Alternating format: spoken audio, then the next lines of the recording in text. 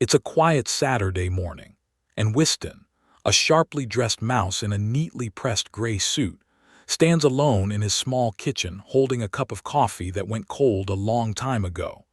though he hasn't noticed because his attention has been completely hijacked for the past 11 minutes by the glowing screen of his phone. The dishwasher hums softly in the background. His daughter's cartoon plays faintly from the living room, but all of it fades into irrelevance as a single headline locks his thoughts in place. The average 45-year-old American has a net worth of nearly $1 million. Winston is 45, and the weight of that number presses down on him in a way that feels strangely personal, because he knows with absolute certainty that he is nowhere near that figure. What he does have is a retirement account he avoids checking, a mortgage stretching more than 2 decades into the future, and a Parent Plus loan statement sitting unopened on the counter like a quiet accusation he keeps postponing. In this moment, standing there in his suit but feeling completely unprepared, Winston is not just reading a statistic. He is confronting a question that millions of others are silently asking themselves at the exact same time. Is he the one who failed, or is there something fundamentally wrong with the number itself? Because it feels impossible that he could be doing everything reasonably right and still be this far behind. And yet the doubt lingers, subtle but persistent, creeping into the space between logic and emotion, making him question not just his finances but his entire trajectory up to this point in life. There is both good news and bad news waiting on the other side of that headline, and the order in which you understand them matters more than you might think. Because the good news is that the number Winston just read is deeply misleading in a way that distorts reality, while the bad news is that even the corrected version of that number is not nearly as comforting as most people would hope. According to the latest data, the average net worth for households led by someone between 45 and 54 years old sits around $975,800,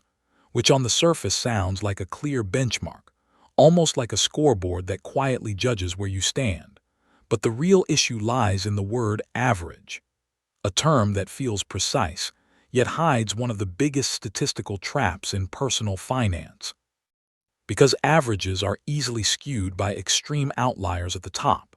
To understand how distorted this can become, imagine placing Jeff Bezos in a room with 9 individuals who have little to no wealth at all. Mathematically, the average net worth of that group would still land in the billions, a technically correct statement that becomes practically meaningless the moment you try to apply it to any real person in that room. What actually reflects reality is the median, the point where you line everyone up from poorest to richest and identify the person standing exactly in the middle. And when you look at that number instead, the illusion begins to collapse, because the median net worth for someone Winston's age is closer to $247,000, not even remotely near $1 million. This is the number that represents real lives, real households, and real financial situations. And once you see the massive gap between the average and the median, you begin to understand that the discomfort Winston felt earlier was not evidence of personal failure, but rather the result of comparing himself to a distorted metric that blends together billionaires and ordinary workers into a single, misleading figure that was never meant to reflect reality in the first place. At first glance, the median figure of $247,000 might seem like a reassuring anchor, something solid enough for Winston to hold onto as proof that he is not as far behind as he feared. But that sense of comfort begins to unravel the moment you look beneath the surface of what that number actually represents, because net worth, as it is commonly presented, is not a reflection of usable financial strength, but rather a snapshot of everything you own minus everything you owe. And for most people in Winston's position, the majority of that value is locked away in a form that cannot be easily accessed or used in everyday life. Roughly 60 to 70% of the typical 45-year-old's net worth is tied up in home equity, which on paper appears substantial, but in practice behaves nothing like cash or liquid investments. And this is where the illusion becomes dangerous, because it creates the impression of stability without providing the flexibility that real financial security requires. Winston can't walk into a grocery store and pay with a percentage of his house. He can't cover an unexpected medical bill by pointing to the walls around him. And he certainly can't rely on that equity to handle short-term financial stress without making significant trade-offs. If he wants to convert that value into something usable, his options are limited, and each comes with consequences. He can sell his home and face the reality of needing to purchase another place to live in an inflated market. He can refinance and extend his debt further into the future while absorbing additional costs, or he can open a line of credit against his home and effectively borrow his own money at a high interest rate, turning a perceived asset into a new liability. When Winston mentally subtracts the portion of his net worth tied up in his home, what remains is far smaller than the headline number suggested, leaving him with a much thinner financial cushion than he expected. And it is in this moment that the realization fully sets in that the number he initially compared himself to was not just inflated, but structurally misleading in a way that masks how financially exposed many people actually are. As Winston continues to peel back the layers of his financial situation, the next realization proves even more unsettling, because while net worth can at least be partially explained away by illiquid assets like home equity, retirement savings offer no such ambiguity. They are either there or they are not. And according to widely accepted financial guidelines, by the time someone reaches their late 40s or early 50s, they should have accumulated roughly 6 times their annual income in retirement accounts, a benchmark that is often repeated as a standard measure of preparedness. For Winston, who earns around $117,000 a year, that would mean having close to $700,000 set aside for the future, a number that feels almost surreal when compared to his actual balance. When he finally gathers the courage to check, the figure staring back at him is just over $60,000, not even 1/10 of what the benchmark suggests. And the gap between expectation and reality is so wide that it doesn't feel like a small shortfall. It feels like being in an entirely different category altogether. What makes this realization even more important is that Winston is not an outlier in the negative sense. He is remarkably typical, because the median 401k balance for people in his age group sits at roughly the same level. And even when you include all forms of retirement savings combined, from IRAs to pensions, the total still hovers around $115,000, a figure that remains dramatically below the recommended target. Perhaps the most alarming detail is that a significant portion of households in this age bracket, nearly 4 out of every 10, have essentially no retirement savings at all, not a reduced amount or a delayed start, but effectively zero, which reframes the entire conversation from one of individual discipline to one of systemic patterns. In this context, Winston's situation stops looking like a personal failure and begins to resemble a widespread structural gap between what people are told they should achieve and what they are realistically able to accomplish. Given the economic conditions, timing, and competing financial demands that have shaped their lives over the past 2 decades. As the numbers begin to form a clearer picture, a more nuanced truth starts to emerge, one that challenges the instinct to assign blame to individual choices. Because when Winston looks back over the past 20 years of his life, he does not see reckless spending or a lack of responsibility. He sees consistency, effort, and a genuine attempt to follow the financial advice that was presented to him at every stage. He worked steadily, paid his bills, avoided major mistakes, and made decisions that, at the time, seemed both rational and prudent. Yet despite all of that, the outcome still feels misaligned with the expectations he was given, and this disconnect cannot be fully explained by personal behavior alone. The deeper explanation lies in timing, specifically the economic environment that shaped Winston's most important financial years, because unlike those who were either significantly younger or significantly older, he entered adulthood and began building his financial foundation during a period marked by instability and delayed recovery, most notably in the aftermath of the 2008 financial crisis, which disrupted wages, employment opportunities, and access to affordable assets at a critical moment in his life. By the time conditions improved enough for him to meaningfully participate in markets like housing or equities, prices had already risen substantially, meaning that the window of opportunity that allowed others to accumulate wealth more easily had effectively narrowed or even closed for him, not because he hesitated, but because the timing never aligned in his favor. Meanwhile, those who were younger benefited from entering the market during a prolonged period of growth, gaining exposure to rising asset prices from the beginning, while those who were older had already secured their positions before the turbulence began, allowing them to simply hold and benefit from the recovery. Winston, positioned directly between these two groups, encountered the disadvantages of both without fully capturing the advantages of either, which makes his situation less about individual missteps and more about structural timing within an evolving economic system that changed its rules without clearly signaling that the game itself had become more difficult to win. As Winston reflects on the forces shaping his financial reality, another layer of pressure becomes impossible to ignore, one that extends beyond numbers and enters the realm of responsibility,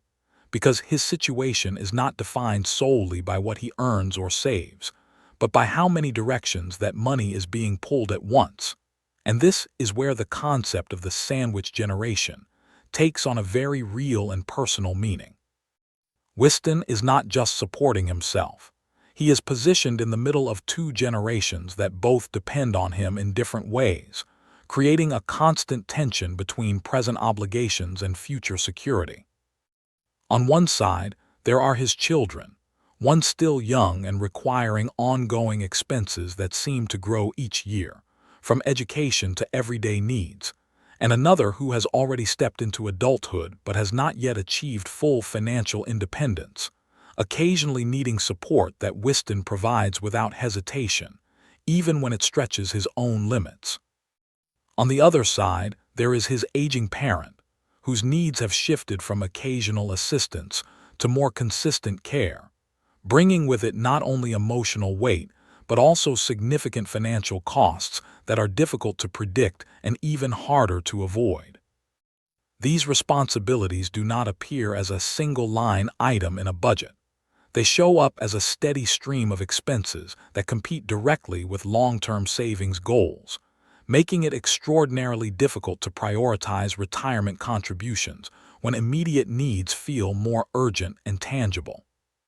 The numbers behind this reality are substantial, with caregiving for an aging parent often costing thousands of dollars annually, support for an adult child adding another significant monthly commitment,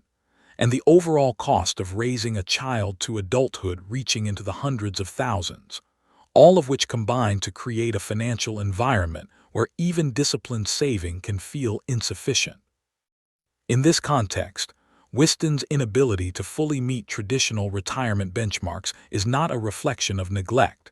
but rather the predictable outcome of balancing multiple essential roles at once, each of which demands attention, time, and resources, leaving little room for the kind of aggressive, uninterrupted saving that financial models often assume.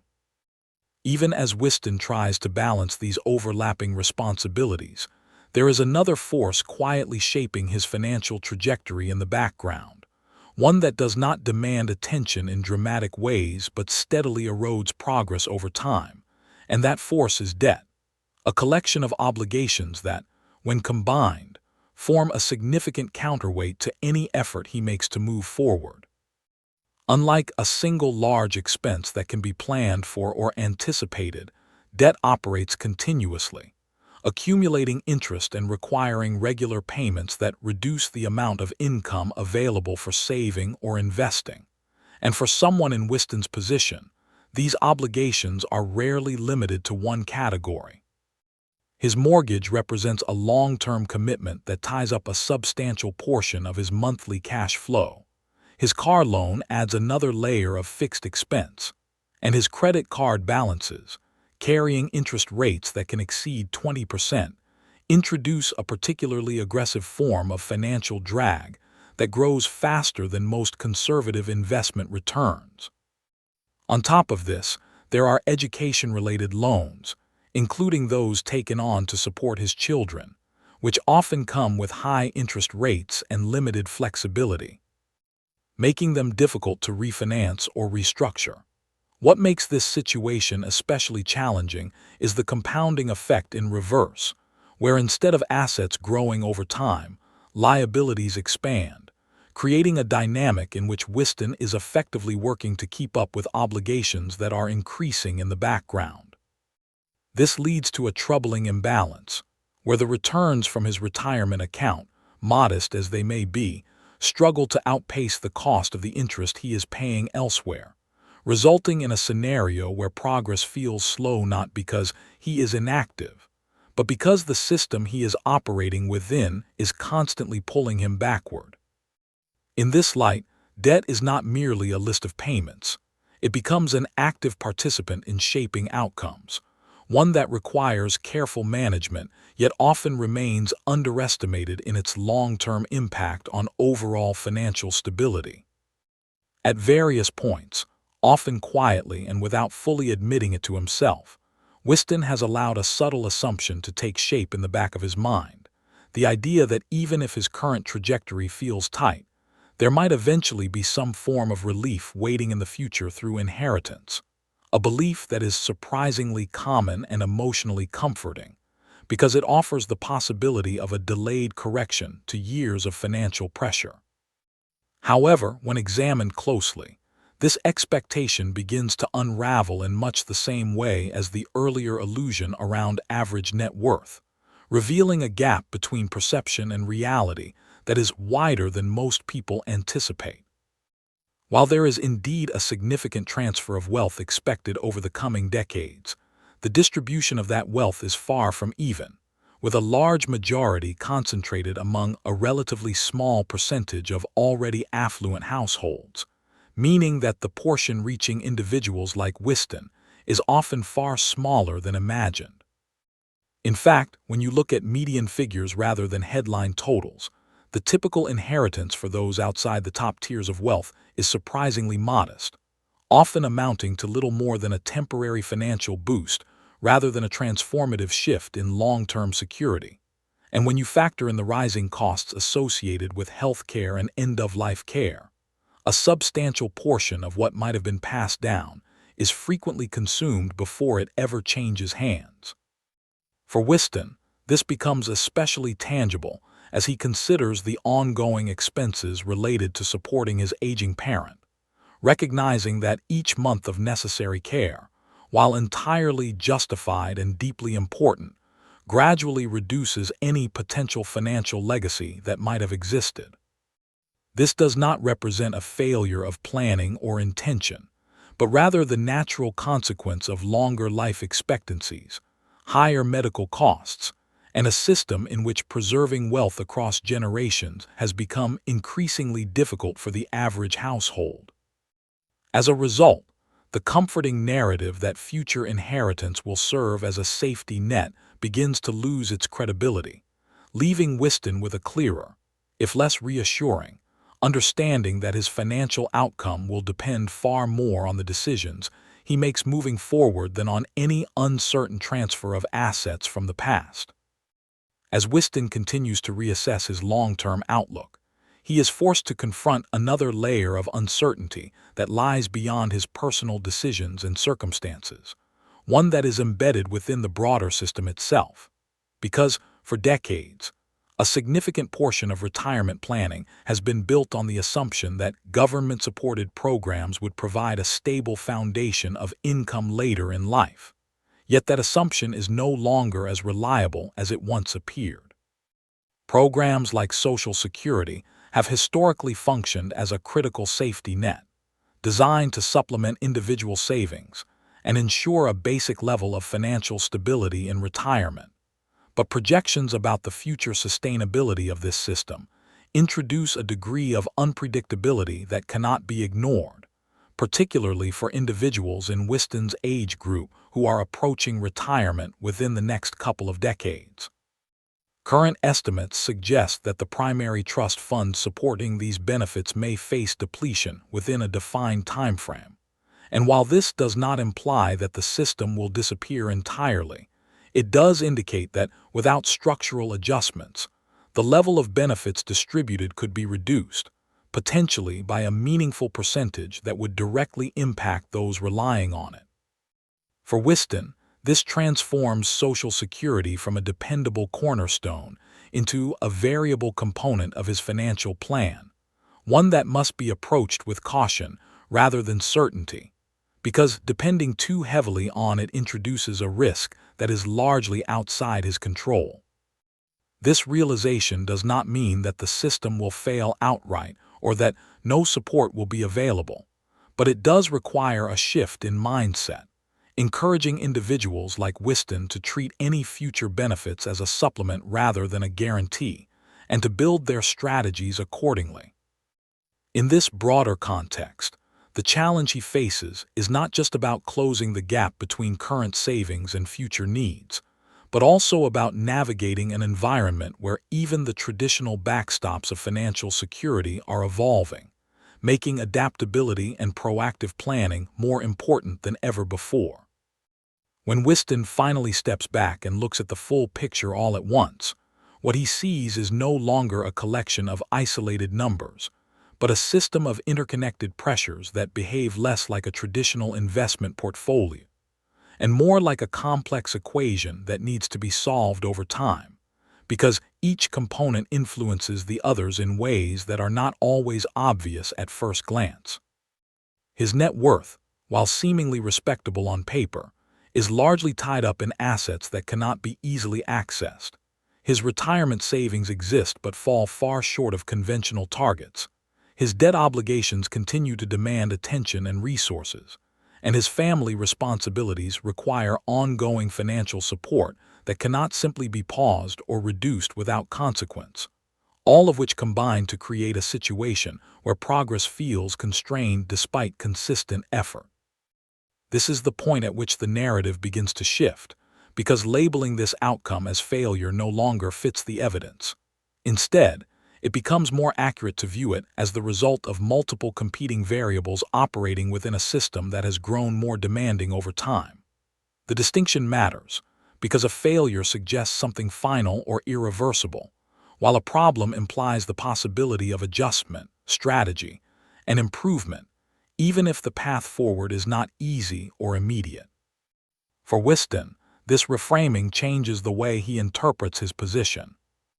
allowing him to move away from self-judgment and toward analysis, recognizing that while he cannot change the past conditions that shaped his current standing, he can influence the trajectory from this point onward by making decisions that gradually shift the balance in his favor. In this sense, his financial situation becomes less about reaching a predefined ideal and more about managing a dynamic system, one where incremental improvements, when applied consistently, can alter outcomes over a longer horizon, even if the starting point feels less than optimal. Despite everything Winston has uncovered, the constraints, the delays, the structural disadvantages, there is one element that has not yet been fully exhausted, and that is time, not an unlimited amount, but still enough to create meaningful change if it is used deliberately. Because even at 45, the possibility of compounding over the next 2 decades remains a powerful force that can gradually transform small, consistent actions into significant outcomes. When he begins to run the numbers more realistically, setting aside idealized benchmarks and focusing instead on what is actually achievable, the path forward starts to take shape in a more grounded way, one that does not rely on extreme assumptions but on steady participation. If Winston were to aim for replacing a substantial portion of his income in retirement, the total amount required might still appear large, potentially reaching into the millions, but breaking that target down into monthly contributions reframes the challenge into something more actionable. While saving several $1,000s each month may be unrealistic given his current obligations, even a more modest commitment, in the range of several $100s, can accumulate far more than intuition might suggest when allowed to grow over a 20-year period with reasonable returns. The key insight here is not that the gap can be fully closed under all circumstances, but that partial progress still carries substantial value, because the difference between taking no action and taking consistent, moderate action compounds over time into a meaningful divergence in outcomes. For Winston, this realization shifts the focus away from perfection and toward participation, emphasizing that the most critical decision is not finding an ideal strategy,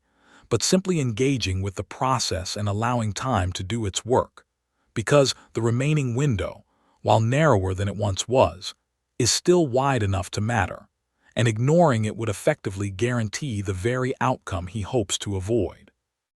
On Monday morning, nothing about Winston's external world looks dramatically different.